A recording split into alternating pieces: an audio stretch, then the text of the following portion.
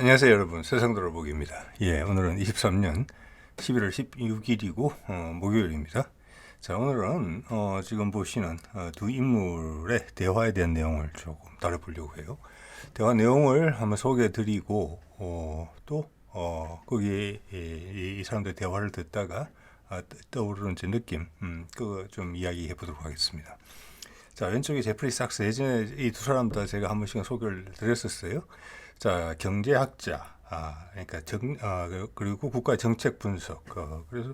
그래서 뭐 여러 나라에 사실은 뭐 개발도상국 같은 경우에 이제 그 지도자들의 자문위원 이런 걸로 활동을 많이 했던 사람이에요. 그래서 소위 뭐 저명하다 이렇게 불러도 손색이 없는 사람인 것 같습니다. 그리고 뭐 경제개발, 빈곤 개선 정책 이런 걸 하고 있고 콜롬비아대 교수로 돼 있죠. 오른쪽은 존 미어샤이머 시카고대 교수고 국제관계학, 정치학자죠. 그런데 현실주의 정치학을 하기 때문에 이 두 사람은 사실은 겹쳐요. 이 정책이 어찌 될까? 세상이 어떻게 돌아가고 있나? 뭐 이런 거죠. 그래서 이게 한 이틀 전에 나온 영상인데 제가 영상 관심 있는 분들을 위해서 영상을 링크를 걸어 놓도록 하겠습니다. 설명란에다가. 지금 이거는 자 미어샤이머의 저서의 목록인데 제가 빨간색 표시한 거 있죠. How States Think. 국가가 어떻게 생각을 하느냐. 요거가 최신판이에요. 2023년에 나왔어요. 금년에. 그래서 요 내용에 대해서 이야기를 해요. 그러니까 제프리 삭스가 묻고 존 미어샤이머가 이게 대해서 이야기를 하죠. 자, 이게 이제 코로나 기간 동안 쓰여진 책인데 지금 시대 상황하고 잘 맞다. 좀 복잡하잖아요, 세상이. 거기에서 각국은 의사결정을 어떻게 하느냐, 각국 지도자들은. 거기에 대한 것을 어떤, 이제 사례, 제가 듣기로는 14개 정도의 사례를 분석을 했다. 다른 제자가 한 명 더 있습니다. 그래서 그 결론에 대해서 이야기를 하는 거예요. 이 두 저명한 학자가 이 책에 대해서 이 이야기를 나누기로 한 것은 이 시점에 그것이 세상을 바라보는데, 현재 상황을 바라보는데 큰 도움이 되기 때문에 이제 그랬겠죠. 그러면 나라가 지도자가 어떻게 결정을 하느냐? 지도자 혼자 결정을 하느냐? 아니면 이게 독재 국가? 이게 이제 오늘 좀 중요한 컨셉이에요. 왜냐하면은 서구 특히 미국 사람들, 이 두 사람도 미국 사람이잖아요. 이 두 교수 다 미국 사람들이 가지고 있는 어떤 흑백 논리의 한계에 대해서 이야기를 하고 있는 거거든요. 그것이 초래한 문제점에 대한 것도 이 이야기를 듣는 사람으로 하여금 생각을 하게 해요. 그게 현실에서 어떤 식으로 나타나고 있는 것인지. 우리가 절반을 닫고 사는 부분에 있어서. 우리나라도 마찬가지죠. 사실 우리 같은 경우도 국내 정치에 있어서는 세계 어느 나라보다도 한 단계 높은, 요새 뭐 another level 이런 표현 많이 쓰더라고요. another level의 정치적인 친밀도를 갖고 있습니다. 속속들이 알고 있는 거죠, 우리가. 정치인들도 그게 대응을 하고 있고, 외국 같았으면 전혀 문제가 되지 않았을 사안들이 우리나라에서 문제가 돼요. 기준이 상당히 높습니다. 그렇지만 역시나 해외 정치, 외교로 가게 되면 거기서는 정부가 주도합니다. 우리가 의견을 내기가 어려워요. 아니면 정부도 제한적이고, 우리 외교에 있어서 중요시 큰 역할을 하는 반대쪽 북쪽에 대한 정보는 여러 가지 법률로 차단이 되어 있어요. 그래서 더더욱 제한된 정보만을 우리가 접해요. 그래서 여론이 쉽게 왜곡될 수 있죠. 국내 정치와는 큰 차이가 있어요. 그 괴리가 약간 왼팔과 오른팔이, 왼다리와 오른다리가 차이가 너무, 힘의 차이가 너무 커서 절름발이가 되는 그런 거예요. 그런 느낌이 들 정도예요. 저는 그런 느낌을 받거든요. 그래서 오른다리는 엄청나게 강하고 왼쪽 다리는 너무나 약하다. 그렇지만 전 세계적인 수준에서 봤을 때는 톱이다. 그래서 한국을 미래의 희망으로 본다고 했을 때는 그런 부분이 있다. 그러면 해외에 대한 시각이라는 부분도 좀 열려야 된다. 거기는 언론 매체의 부진이 상당히 크다. 우리가 주변 국가들과 맞물리는 그 대외 관계에 있어서는 뭐 제안 같은 거는 거의 나오질 않죠. 우리나라 언론에서 해외 정책에 대해서 우리가 어떻게 처신을 해야 된다는 그런 부분에 있어서 눈치 보고 미국이나 유럽이나 일본의 기사를 갖다가 쓰죠. 대부분이 이제 서구나 미국에서 어떤 상황이 발생을 하면 일본이 이제 어떤 논평을 내고 논평과 자기들이 정리를 하고 자기들 국민들한테 전달해 줄 내용을 그걸 참고해서 우리가 만든다. 제가 2, 3년간 쭉 이 채널을 운영하면서 지켜보건데 그런 패턴인 것 같아요. 자, 그런 상황이죠. 자, 그래서 우리가 조금 불균형된 측면이 있다. 그렇지만 전반적으로 뛰어나다. 어떤 부분들이 좀 더 그러면 제가 그렇게 말하는 근거는 무엇인가? 우리가 뛰어나다는 부분에 있어서.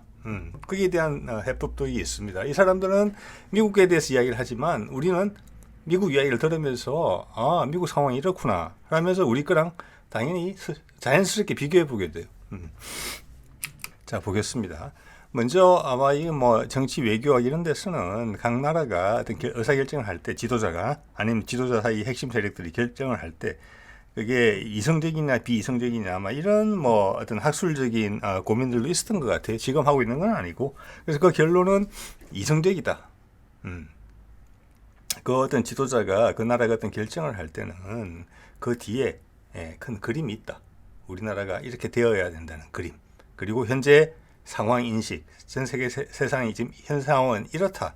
우리의 상황은 이렇고 그렇기 때문에 이렇게 해야 되겠다. 그래서 이성적으로 판단을 한다. 뭐 정책이라는 게 당연히 그렇죠. 정책. 우리 뭐 국내 정책도 마찬가지 아니겠습니까? 목적이 다 있죠. 어떻게 보면 당연한 이야기죠. 그래서 그 그림을 이해를 해야 된다. 그런데 이 사람들이 왜 이 말부터 시작을 하느냐? 이게 우리가 한번 느껴봐야 됩니다. 우리나라 사람들 잘 알고 있다고 봐요. 왜? 미국에서는 예를 들어서 정치부 기자들도 바이든이 푸틴이랑 회담을 한다니까 그 독재자하고 이 세상의 최고의 망나니하고 무슨 대화를 한다는 거냐, 무슨 협상을 한다는 거냐, 밀어붙여야지 이렇게 말을 하는 경우가 있었어요. 제가 봤죠. 그 바이든이 돌아서면서 망할 기자 녀석 이러다가 여기 마이크를 통해서 소리가 진해지는 바람에 나중에 사과하고 이런 일이 있었습니다. 그겁니다. 그러니까 제가 소개해드린 그 기자는 그리고 많은 미국의 대중들이 러시아 이라면 그냥 괴물, 악마 이렇게 보는 거예요. 우리가 공산당은 머리에 뿔 달린 악마다 이렇게 생각하는 것처럼. 그리고 지금 중국도 그게 많이 진행이 됐죠. 그렇게. 우리는 뭐 북한에 대해서 여지없이 그렇게 생각을 하고 있고 또 우리는 국제관계가 요동침에 따라서 이 나라를 좋아하도록 최면이 걸렸다가 저 나라를 좋아하도록 최면이 걸렸다가 이 나라를 싫어하도록 최면이 걸렸다가 이런 상황이에요. 그래서 걔는 항상 나쁜 애야. 그래서 항상 나쁜 짓만 해. 좋은 일을 할 이유가 없어. 어떤 상황이 있으면은 그림은 전혀 상관없고 가장 우리한테 불리하고 나쁜 일만 골라서 할 거야. 나쁘니까 마음이. 이렇게 생각하는 사람들이 엄청나게 많다는 거예요, 세상에. 그래서 그 이야기 한번 짚어주는 거예요. 모든 나라는 독재 국가든 민주 국가든 그 차이도 흐릿하지만 그게 이 사람들 이야기예요. 뒤에는 이유가 있다. 그림이. 그래서 그 그림을 쳐다봐야 된다. 그게 협상의 기본이고 그게 정치의 기본이고 나라 간의 정치인 외교의 기본이기 때문에 그걸 한번 더 이야기하는 거예요. 그렇지 못한 상당수의 대중들이 있다. 사실은 지도자들이 자신의 이해관계 때문에 그렇게 만들어놨지만 세상이 바뀌었으니까 세상의 구도가 역학 구도가 그럼 다르게 생각을 해줘야 되는데 대중이 못 따라온다. 이런 걸 이야기하는 거예요. 한계에 대해서. 그리고 이런 의사결정을 할 때 지도자가 혼자 내리느냐? 이것 또한 아까 푸틴의 경우와 마찬가지입니다. 푸틴은 독재자이기 때문에 김정은도 아마 우리가 그렇게 생각할 거예요. 독재자이기 때문에 시진핑도 그렇게 생각하겠죠. 많은 미국 사람들이 지 맘대로 결정을 내린다는 거예요. 주변에서는 아부하는 사람이거나 아니면 힘에 억눌려 있거나 그런 사람들밖에 없다. 대중들은 압제 속에 시달리고 있다. 우리말로 하자면 우리 익숙하죠. 북한도 미 제국주의자들의 압제에 그리고 가운데 있는 어떤 꼭두각시들의 압제에 남한 민중들이 고통받고 있다. 이렇게 생각하는 거잖아요. 자, 그런데 실제는 그렇지가 않다. 이것은 어떤 핵심 세력이 뜻을 공유하고 있는 거다. 많은 지도자들은 듣는다. 자기가 잘 아는 부분도 있겠지만. 그래서 누가 정권을 인수했다 했으면은 그 인수한 그룹의 면면들 핵심 세력들이 그 의사결정을 하는 거다. 혼자 독불장군처럼 하는 경우는 없다. 이런 것도 위에 이성적, 반이성적하고 비이성적하고 같은 이야기예요. 자, 그 사례로서 이야기를 합니다. 자, 사진 속의 인물은 빌 번즈 CIA 국장이고 현 국장입니다. 국장인데 2008년 당시에 주 러시아 대사였어요. 예, 러시아 대사였고 그가 남긴 메모가 위키릭스라고 몇 년 전에 그런 문제가 됐던 적이 있었죠.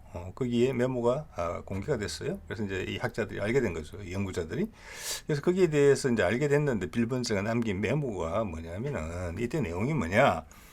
나토의 확장, 뭐 조지아까지 포함한다는 의견인데 제가 얼마 전에 다룬 적이 있습니다. 프락시 전쟁이라고 하면서 대리 전쟁이라고 우크라이나 전을 거기에 보면 제가 상세히 이제 그 정보들 찾아놨는데 그때도 사실은 이제 제프리 삭스가 했던 이야기죠. 그게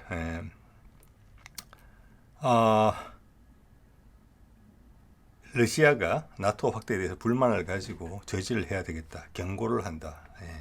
그런데 미국의 상층부에서는 그걸 어떤 식으로 이해를 하고 있었느냐? 푸틴 혼자만의 분노다. 러시아 대중들은 그런 거 상관도 안 하고 있다. 푸틴은 혼자 저러는 거야. 우리는 야금야금 계속 하자. 러시아가 붕괴됐으니까, 구소련이 붕괴됐으니까 당연히 우리가 어떤 전리품을 취해야 되는 거지. 뭐 그런 생각이었죠, 미국은. 그런데 이 빌 번즈의 메모에서 발견되는 내용은 뭐냐?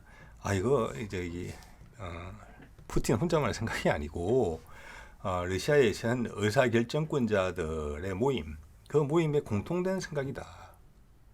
즉 이 말은 러시아의 저항과 불만이 체계적으로 형성될 수 있다. 그런 것을 경고하는 내용이었어요. 한 명의 돌발적인 발언이 아니라 러시아 전체가 미국이 나토를 통해서 구소련 영역으로 진격하며 접근해 오면서 러시아를 포위하려고 하는 부분에 대해서 엄청난 위기감을 느끼고 있다는 거다. 푸틴 하나만 딱 제거한다고 될 일이 아니다. 그런 이야기를 이미 했다는 거예요. 그래서 이 두 교수가 이 이야기를 꺼내는 이유는 약간 이성적, 반이성적, 비이성적 이런 표현이 있었죠. 그들이 그리는 그림이 있고 이것은 나라 전체가 공유하고 있는 불만이다라는 거예요. 나토의 확대는 결국 그것이 우크라이나 전쟁으로 이어진 거잖아요. 거기에 대해서 러시아가 이반이 됐습니까? 내부적으로 더 튼튼해졌어요. 경제적으로도 그렇고 우리 힘들어진 건 이쪽이에요. 나토하고 미국이에요. 우크라이나는 결과적으로 빌 번즈가 한 경고가 거기 들어있는 겁니다. 체계적으로 대항하고 있고 여기서는 분명히 강력하고 체계적인 저항이 있을 것이다. 그걸 무시했다는 거죠, 미국은. 특히 바이든은. 오바마까지는 조심을 했는지 모르겠습니다만. 자, 이게 의사결정들이 이렇게 내려지는 방식이고 그것을 잘못 오해를 하면은 독재 국가는 이럴 거야. 지도자 하나만 제거하면 돼. 우리 참수작전이죠. 우리가 김정은이 북한 대중들한테 얼마나 인기 있는지 그거 모르잖아요. 그거 북한이 어려울 때 탈북한 사람들의 이야기 몇몇을 듣고 김정은만 제거하면은 북한은 스스로 해방이 될 것이다. 무너지면서 남쪽으로 내려오려고 할 것이다. 뭐 그렇게 생각하는 사람들도 있을 수 있잖아요. 그럴 수도 있겠죠. 그렇지만 따져봐야 된다는 거죠. 이 러시아의 케이스처럼 이런 걸로 이런 오류를 바탕으로 정책적 판단을 내리면 큰 코를 다칠 수가 있다. 우크라이나전이 그것을 보여준다. 그래가지고 우크라이나전에서 코만 다친 게 아니라 미국 전체의 중심이 흔들리잖아요, 지금. 연이어서 이스라엘에서 또 실수해가지고 가져주고 말씀입니다. 네네. 자, 그래서 그런 이제 이런 정치적인 모습들은 우리한테도 사실 친숙해요. 우리도 항상 보면 실세라는 거 있죠, 실세. 실세, 핵심 그룹. 아무리 직함이 높더라도 예를 들어서 지금 현 정부에서 국무총리가 실세입니까? 아니죠. 그런 겁니다. 그래서 그거는 어느 정치인이나 마찬가지고 우리도 그렇게 해요. 우리 정치에서도. 그런데 우리가 종종 이제 문제가 될 때는 뭐냐, 비선이라는 문제가 있죠. 이건 서구에서는 잘 없는 내용인 것 같아요. 우리나라에서만 독특한 케이스 같아요. 예, 지금도 비선 이야기가 있죠. 정치인이 아닌 사람들, 직함을 가지고 있지 않는데 대통령한테 영향력을 행사하는 거죠. 법적인 근거 없이. 자, 국무총리보다 예를 들어서 법무부 장관이 아이디어가 더 많으면, 공감대가 더 많이 형성되면 법무부 장관의 의견을 채택할 수 있는 거잖아요. 국가정책으로. 예, 실세라도. 그게 실세죠. 그렇지만 비선은 다르죠. 비선은 정책에 관여해서는 안 되는 사람들이 정책에 관여하는 거죠. 기존의 망을 흐트리는 거죠, 많이. 그래서 문제가 되는 거고, 우리는 비선이 계속 어느 정도 있어 왔습니다. 지금 정부에도 그런 의견이 있고, 박근혜 때도 있었죠. 최순실. 자, 또 하나 지금 이 두 교수가 지적하는 상당히 인상적인 내용은 저 개인적으로 가장 인상적입니다. 이런 의사결정 과정은 독재, 소위 말하는 독재 국가. 그들이 독재 국가를 부른다면 주로 이제 러시아, 중국 정도겠죠. 뭐 북한도 포함된다고 볼 수도 있습니다. 그럼 민주주의 국가. 저는 이 뜻에 이런 구분에 동의하지는 않습니다만은 대비에 이 두 교수가 그렇게 표현을 썼기 때문에 일단 그대로 전해드립니다. 의사결정 방식이 차이가 없다. 독재 국가라고 혼자 다 결정하는 게 아니다. 그 그룹이 움직인다. 나라를 이끌어간다는 면에서는. 그럼 민주주의 국가에서는 모든 걸 국민의 의견을 듣고 하느냐? 그렇지도 않다. 국민이 반드시 필요한 것을 해주느냐? 그렇지도 않다. 소수가 결정을 내리고 국민한테 통보하는 경우가 많다. 그런데 민주주의라는 껍질을 쓰고 있고, 또 그런 제도적 과정이 절차가 존재하기 때문에 오히려 민주주의 국가의 지도자들이 거짓말을 더 많이 하게 된다. 네, 제가 오늘 데모 사진에 뽑은 문구죠. 예, 이런 이야기를 해요. 상당히 여기 흥미로웠습니다. 자, 우리도 보면 예전에 뭐 이런 기억하시는 분들이 있으신지 모르겠습니다. 젊으신 분들은 잘 모를지는 모르겠어요. 옛날 사진이에요. 지금은 80이 넘은 것 같더라고요. 육공의 황태자라고 불리던 박철원, 여기는 실세라고 봐야 되겠죠. 비선이 아니고 실제 직함을 가지고 일을 했으니까. 그 다음 최순실, 박근혜 때, 이거는 비선이죠. 예. 국가 정책에 관여할 수 있는 직함이 없었어요. 근데 큰 영향력을 행사했죠. 그리고 지금 뭐 나오는 이야기들, 예, 이런 점에 대해서는 우려가 있고, 그 우려는 상당히 근거가 있는 것이죠. 예, 망가지는 경우가 많으니까. 예. 자, 제가 앞에서 의사결정은 항상 이성적으로 내려진다. 즉 자기들의 세계관이 반영이 되고 우리가 되고자 하는 방향하고 그걸 결합시키기 위해서 어떤 머릿속에 그 그림을 그리고 접근한다.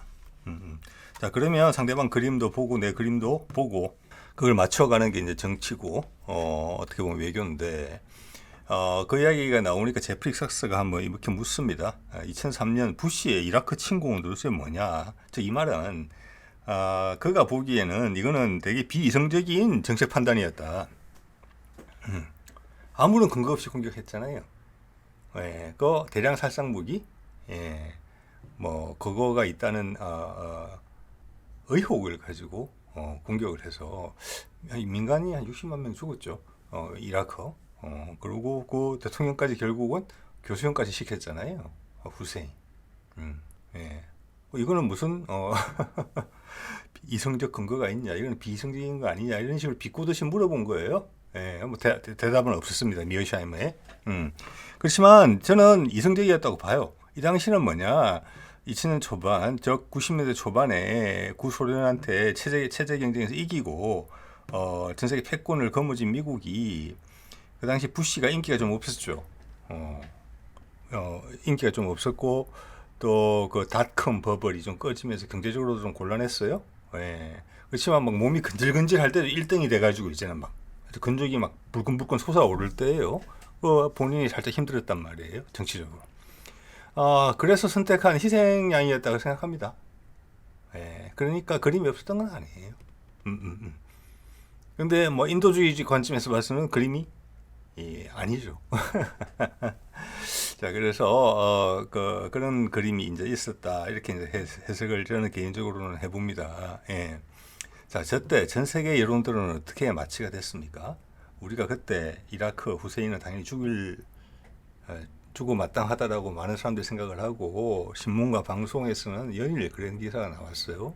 그래서 그때 지금 방송으로 보면 지금 이제 유튜브 같은 데서도 좀 뭐 사람들이 직접 또 살상되는 장면이나 이런 게 나오면 흐릿하게 처리를 하거나 그렇게 해요. 그게 뭐 나하고 친하든 안 친하든 나의 잠재적인 적이든 나의 잠재적인 우군이든지 간에 하지만 2003년 무렵에는 우리가 훨씬 더 난폭했습니다. 예, 그때 처음으로 이제 적외선 유도 이런 게 나와가지고 적외선 카메라로 잡히는 게 많았었어요. 처음으로. 그래서 첨단 전쟁, 미국의 절대적인 힘을 과시하는 전쟁, 마땅히 없어져야 될 이라크 독재 세력, 그들이 무차별하게 학살되는 장면들이 그냥 노출됐어요. 그때는 뭐 이렇게 수준차가 너무 컸기 때문에 예. 거기에 대해서 우리가 죄책감을 느낀다거나 안 됐다. 이게 좀 잘못된 것 같은데 그렇게 우리 마음가짐이 그렇지 않았잖아요. 근데 지금 돌이켜보면 20년 전이에요, 겨우. 예. 자, 그리고 지금 기준으로 봤을 때는 전혀 앞뒤가 안 맞는 거죠. 예. 그러면 지금 미국이 과연 그런 식의 전쟁을 할 수 있겠느냐? 없다. 예. 자, 세상의 움직임의 속도가 되게 빨라지고 있죠. 예. 저 때가 구소련과의 체계 경쟁에서 이기고 힘이 제일 근육에 힘이 많이 들어가 있을 때의 미국이에요. 그 후 20년 지난 지금 많이 쇠락해졌다는 걸 느끼게 되죠. 예. 앞으로 10년 정도 속도가 가팔라진단 말이에요. 지금 세상의 변화가 앞으로 10년 있다가 볼게요. 그러면 10년 있다가는 지금 우리는 완벽합니까? 아니거든요. 지금 이제 변화가 시작되고 있는 거잖아요. 지금 가자지구에서 보고 있잖아요. 우리가 예, 전 세계 여론이. 드디어 이제 콩깍지 좀 벗겨지는 거잖아요. 전 세계 대중들이. 그 이야기를 이 두 교수가 하고 있는 거고, 예. 거기서 우리 미국은 어떤 희망이 있을까 이런 생각도 해보는 거예요. 자기들이 청취자로 하여금 생각해보게 만드는 거죠. 예. 앞으로 10년 뒤에 봤을 때 10년 뒤에는 어떤 일이 발생할 수 있을까? 어떤 기준의 일들이 생길까? 자, 가자지구 전쟁 같은 것은 꿈도 못 꿀 일이 못 꾸게 되는 그런 상황이 올 것이다. 뭐 병원을 공격한다든지 민간인을 타격한다든지 이런 거는 있을 수 없는 일이 될 것이다. 네. 그러면 그것을 그대로 그 구도를 우리 한반도에 적용을 시키면은 한국과 일본과의 관계, 한국과 중국과의 관계, 한국과 러시아의 관계, 그 모든 관계 속의 핵심인 한국과 북한과의 관계를 우리는 아직도 6.25 때의 접근 방식으로 북한을 보고 있는 부분이 있다. 세상은 이렇게 바뀌고 있는데 우리도 바뀌고 있다. 대신에 단지 우리는 그쪽의 생각을 차단하고 정보를 차단당하고 있기 때문에 우리의 생각은 발전을 못하고 덩치는 커졌지만 그 부분에 있어서만큼은 아직 어린아이다. 이런 부분들도 생각하게 돼요. 네. 자, 이게 이제 뭐 거짓말 이야기를 제가 제목에서 했는데 여기 보면 미어샤이머의 저서 중에 2010년도에 왜 지도자들은 거짓말을 하느냐 이런 이야기가 있어요. 그래서 이 이야기도 잠깐 나왔고 아까 앞서도 잠깐 제가 말씀을 드렸죠. 예. 독재와 민주주의 이런 구분에서 봤을 때 독재 국가 짤막하게 말씀드리면 독재 국가가 거짓말 적게 한다. 지도자들이 오히려 국민들한테 민주주의 국가에서 거짓말 더 많이 한다. 제가 봤을 때 단순한 것은 민주주의 국가 대비해서 독재 국가는 재임 기간이 길어요. 예. 그래서 선거라는 게 자주 없잖아요. 그래서 그냥 있는 그대로 말해도 무방해요. 그렇지만 민주주의 국가에서 선거가 잦죠. 자기 자신이 뽑히기 위한 대선도 있지만 국회의원 선거도 있고 뭐 중요한 그 외 뭐 지방자치단체장 선거도 있고 보궐선거도 있고 그런 데서 이겨내야 되기 때문에 거짓말을 더 많이 할 수밖에 없다라는 게 있죠. 예. 또한 어떤 그 절차상의 민주주의라는 게 절차잖아요. 그 절차가 많이 있기 때문에 예. 그런 대외 정책에 있어서 이 두 사람은 둘 다 대외 정책 전문가예요. 대외 정책에 있어서 설명을 하는데, 즉 우리가 우크라이나에서 전쟁을 하는 데 있어서 예. 지금 러시아는 나쁜 놈이고 우리는 착한 우크라이나는 희생양이잖아요. 미국은 그 희생양을 도와주고 있는 거죠. 그러니까 미국 대중이 야 우리 돈도 없는데 이제는 뭐 본인들 스스로 무너지는 것 같으니까 도와주지 말자. 돈 주지 마 이제. 우리 돈도 없어. 우리한테 쓸 돈도 없어. 이렇게 이야기한단 말이에요.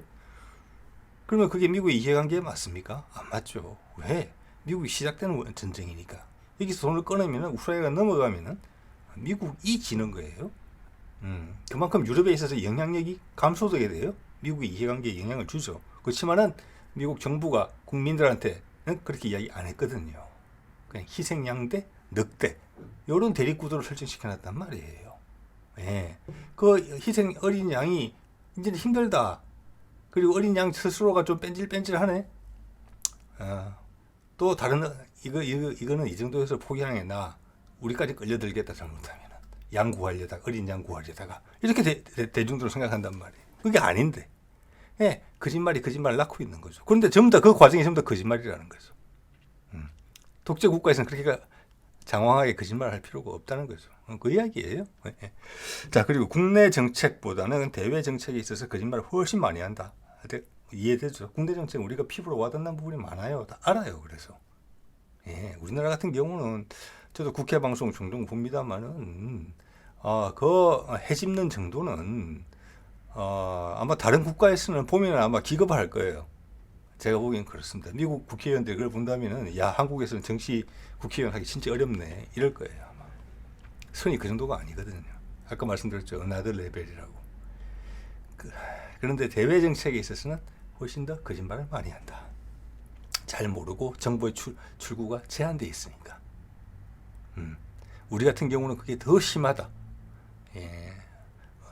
대외 정책에 있어서 우리는 항상 남한테 수혜를 받는 입장이고 영향력에 휩쓸리는 쪽이었기 때문에 뉴스는 항상 공수돼 왔다. 미국으로 바로 오든지 아니면 일본을 거쳐서 오든지 심지어 북한에 대한 의견도 외국에서 온다. 가만히 생각해 보십시오, 여러분. 국내 정치에서 우리 국민들이 가지는 민감도에 대비해서 어떻게 보면 우리 생존에 더 중요한 대외 문제에 있어서는 너무나 그 차이가 현격하다. 그래서 절름발이라는 표현을 쓴 겁니다. 이것은 개선돼야 된다. 이렇게 생각을 합니다. 그리고 제가 대외 뉴스를 정치 논평을 통해서 또는 국방 논평을 통해서 많이 다루게 되는 이유도 그런 점에 있어서 안에 채워야 될 그런 것들이 보이기 때문에 그런 것 같습니다. 자, 그래서 이렇게 거짓말을 많이 하는데, 자, 저러면 독재와 민주주의의 장단점이 뭐냐? 그렇게 거짓말을 하고 또 다른 거짓말을 하는 대통령이 다음에도 들어서면은 그게 독재한 대통령이 거짓말 안 하면서 오래 하는 거랑 나랑 좀 더 교감을 많이 하면서 오래 하는 거랑 눈을 맞춰가면서 오래 하는 독재자랑 뭐가 더 낫느냐? 사실 이 말을 하고 있는 거예요. 즉 정치 전체가 현대 국가, 근대 국가라는 체계 자체가 그게 어떤 껍질을 쓰고 있든지 간에 좀 붕괴되고 있다. 가장 큰 이유는 대중이 괴리되고 있는 거예요. 정치는 대중으로부터 나오는 건데 기본적으로 풀뿌리 민주주의가 되죠. 그래서 대의 민주주의를 하는 거잖아요. 국회의원 뽑고 국회의원들이 정치하고 그중에서 대통령 나오고. 근데 내용은 그렇게 돌아가지 않는다. 우리나라는 국내 정치 분야에 있어서만큼은 대단한 민주주의를 하고 있다. 풀뿌리 민주주의가 살아있다. 정말 그렇다. 예. 자, 대신에 지도자들 간의 대화를 나눌 때는 상당히 진솔하다. 그런 미어샤이머가 관찰한 내용이에요.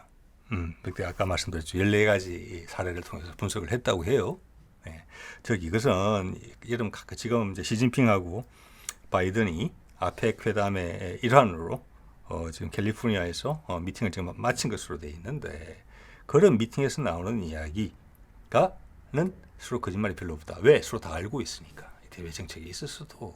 그래서 그들 지도자 간에 실제로 나누는 이야기하고 바깥에서 언론에서 보도하는 내용이 천지차이인 경우가 많다. 이런 이야기로 저는 해석을 해요. 예. 자, 윤석열이 대통령이 되고 나서 아주 빠른 시일 내에 바이든이 한국 방문을 했지만 바이든은 녹이 등등해서 왔어요. 예. 근데 우리는 자화자찬을 했어요. 약간씩 뭐 3박 4일이나 뭐 2박 3일인가 3박 4일이나 하여튼 예외적으로 하루를 더 머문다. 이렇게 빨리 왔다. 우리에 대한 관심이고 나에 대한 지지다. 이렇게 해석을 했지만 바이든이 하루 늘려서 온 이유는 양산에 있는 문재인을 만나기 위해서 그랬었을 가능성이 90%잖아요. 아니, 거의 100%잖아요.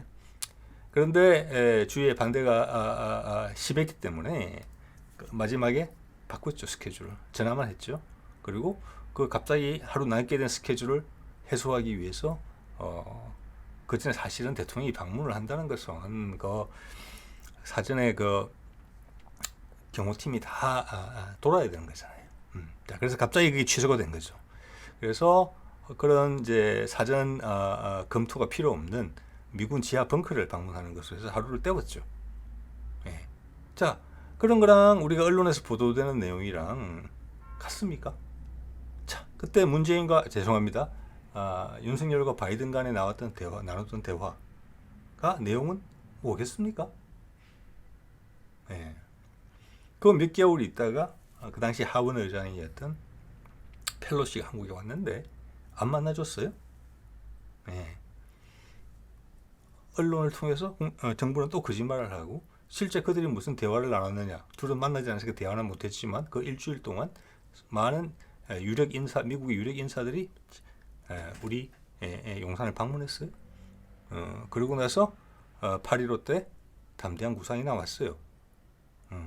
우리는 그 과정을 몰라요. 그들 사이에 나눴던 이야기는 우리 대중들한테 전해지는 내용하고는 전혀 달라요. 그래서 이런 지도자 간의 대화는 저희끼리는 상당히 진솔하게 해놓고 우리는 잘 모른다. 예. 그래놓고 어떤 결정을 또 내려버린다. 그래서 가끔 뜬금없다 이런 느낌이 들 때가 있어요. 이때까지 보도를 봤을 때는 이렇게 대응을 해야 될 것 같은데 갑자기 이걸 하자 그러네. 그 이쪽으로 우르르 몰려가고 또 갑자기 저걸 하자 그러네. 저쪽으로 우르르 몰려가고 이제 그런 것들이 초래되는 거죠. 예. 자, 그래서 전체적으로 국민들을 우민화시킨다. 제가 정치 논평 처음 하면서 그런 말씀 드렸습니다. 어떤 정치를 지지하느냐, 어떤 정치를 비판하느냐, 국민이 똑똑하기를 바라는 정치를 지지한다. 우리는 아직 그런 정치 문화가 남아 있어요. 국민을 믿습니다. 이런 표현. 국민을 믿고 가겠습니다. 그게 좋은 쪽이든 나쁜 쪽이든 그런 표현이 있죠. 예. 또 우리를 바보로 만들기를 원하는 정치, 국민이 더 바보가 됐으면 좋겠다는 정치, 그 정치는 비판한다. 우리는 이런 논쟁의 여지가 있어요 지금. 예.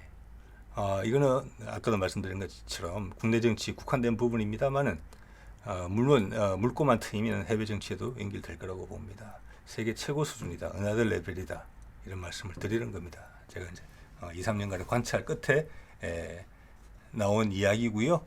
이 두 교수의 이야기를 듣다 보니까 그런 점을 한 번 더 확인하게 되었기에 그 말씀을 드리는 겁니다. 예. 자, 그럼 볼게요. 오늘 내용을 정리를 해보면 여기 나온 이야기는 제가 정리한 이야기입니다. 이 사람들이 이런 이야기 한 거 아니에요. 근데 결론은 이런 거예요. 예, 제가 느끼기에는 독재국가와 민주국가에서 흑백 논리를 가지고 나는 착한, 너는 나쁜, 이런 논리가 쉽게 활용해 왔죠. 그건 우리도 익숙하잖아요. 남북한 문제에 있어서. 그리고 중국을 또 그래 봤으면 좋겠다. 미국이 지금 중국을 누르려고 하니까. 그렇죠? 러시아. 예. 이런 거죠. 예. 필요할 때마다 나쁜 놈이 돼야 되는 것들이 등장을 해요. 예. 근데 실제로는 그렇지 않다. 의사결정 과정을 보면 그들도 다 생각이 있다. 그들도 자기 나라 잘 되게 하려고 하는 것들이다.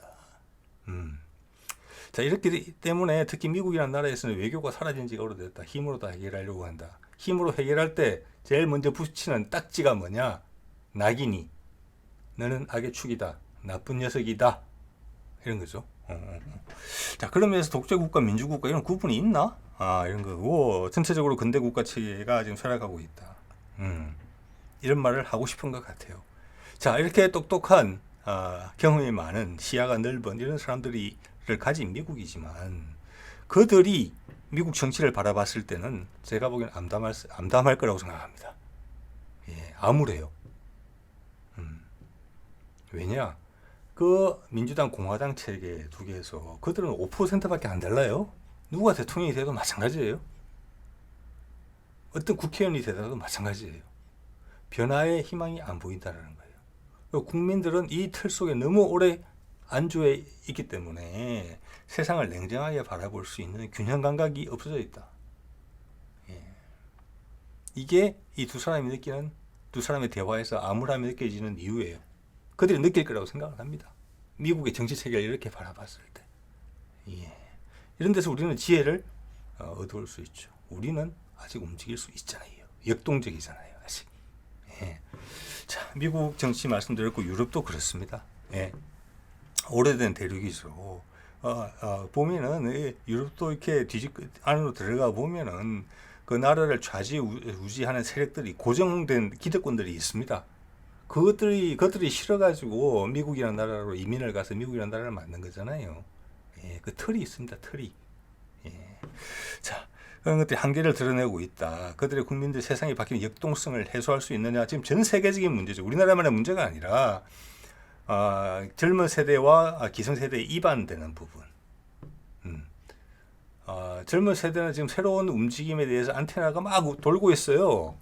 세상이 바뀌고 있다는 것에 대해서. 거기 적응을 해야 되죠. 그들 인생을 대부분 거기서 바뀌는 세상에서 살아야 되니까. 근데 그것을 기성의 정치 세력이 안아주지를 못하고 희망을 제시하지를 못하고 있죠. 그래서 이건 우리나라만의 문제가 아니라 전 세계적인 문제예요. 자, 그리고 일본 같은 경우도 당연히 마찬가지. 잃어버린 40년. 거기다가 아베의 저는 의문의 죽음이라고 생각을 합니다만은 그 뒤에 왜 기시다가 총리가 됐는데 지금 모닝 컨설트상의 지지율이 20%가 안 돼요. 지난주에 보니까 윤석열보다 순위가 하나 아래예요. 네. 기시다의 지지율은 19%로 전 세계 22개 지도자들 중에 21위예요. 예. 꼴찌 앞잡이에요. 20위는 누구냐? 20%의 지지율을 기록한 윤석열이에요. 자, 아베가 살아 있었을 당시 같았으면 분명히 다른 총리로 이미 교체됐을 거예요. 예. 수개월 전에.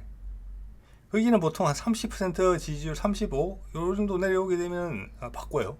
예, 거기는 선거를 안 해도 바꿀 수 있으니까. 자, 기시다가 이렇게 오래 버틸 수 있는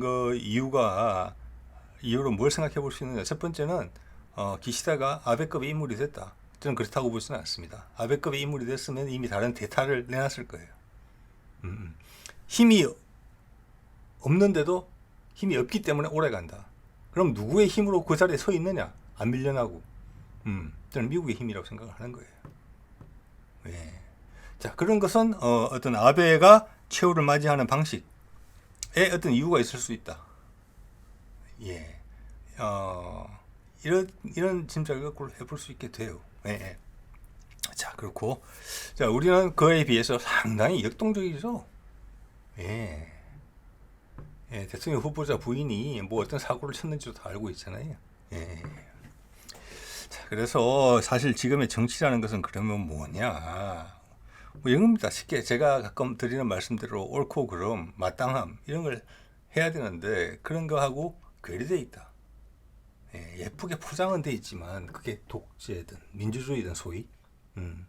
그래서 전 세계 근대 국가 체계가 지금 상당히 쇠락했다.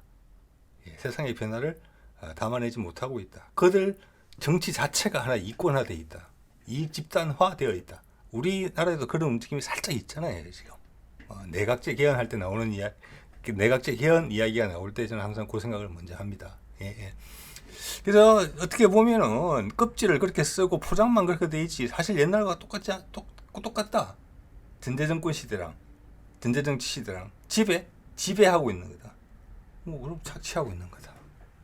우리가 그걸 못 느끼게 하기 따름이지. 자, 그 과정의 핵심은 우민하고 거기에 가장 큰 도구로 사용되는 것은 대중매체다. 신문, 언론. 자, 그런데 세상은 변하고 있고 SNS, 인터넷 시대가 되면서 빈틈이 생기기 시작했죠. 저는 그것이 아주 큰 그거라고 생각합니다. 그렇기 때문에 저희가 지금 이 두 사람의 교수의 이야기를 나눌 수 있고 우리의 생각까지 한번 얹어볼 수 있는 거잖아요. 우리의 여건을 비추어 보기도 하고. 그래서 저는 우리 한국 정치는 은하절 레벨이다. 상당히 높다. 여러분 불편한 건 많지만 불만스러운 것도 많지만 불만도 많은 나라의 경우에서 보면 사치예요. 우리가 하는 이런 불만은. 그래서 이런 물꼬가 대외 정책적인 부분도 이번에 우크라이나 전과 가자지구 전쟁을 통해서 그런 데는 안목이 우리가 챙겨나고 있다고 봐집니다. 예, 이것은 한일 관계, 한미 관계, 한중 관계, 그리고 한반도 남북 관계 해결, 한너 관계 이런 것들을 전혀 새롭게 아마 보게 해줄 수 있는, 보게 하는 그런 기회를 제공할 것 같고, 실제 그런 전쟁의 여파가 한반도에 당연히 미치게 돼 있습니다. 힘의 균형이 틀어져야죠. 기존 체계가 무너지면은 여러 가지 문제들이 생겨납니다. 자, 기존 체계가 흔들렸기 때문에 가자지구 전쟁이 일어난 거예요. 기존 체계가 흔들렸기 때문에 우크라이나 전쟁도 일어난 거예요. 미국이 약해졌기 때문에 러시아를 때림으로 인해서 그 반발력을 활용하려고 했던 거잖아요. 자, 아프리카에서의 움직임들, 쿠데타가 나면서 프랑스 세력을 몰아내고 있죠. 미국 세력도 동시에. 자, 그런 거의 흐름에서 하마스가 타이밍을 보고 한 거죠. 그리고 지금 근대 국가의 체계가 많이 무너지고 있고 우경화되는 분위기가 있어요. 왜? 살림살이가 힘들어졌으니까 기존 정치 경제 체계로는. 그 대표 케이스가 네타냐후였고 그것을 상징적으로 보여주는 거죠. 하마스가 가자지구 전쟁을 촉발시킨 것은 세상의 변화가 이런 흐름을 타지 않았으면 있을 수 없는 일이라고 생각을 합니다. 역시 이거 파급 효과가 크잖아요. 어떻게든 마무리되든지 간에 더 커지든 이 정도 선에서 마무리가 되든지 간에 한반도에 영향을 주게 된다. 이렇게 보는 거죠. 자, 오늘 이 정도로 하겠습니다. 네.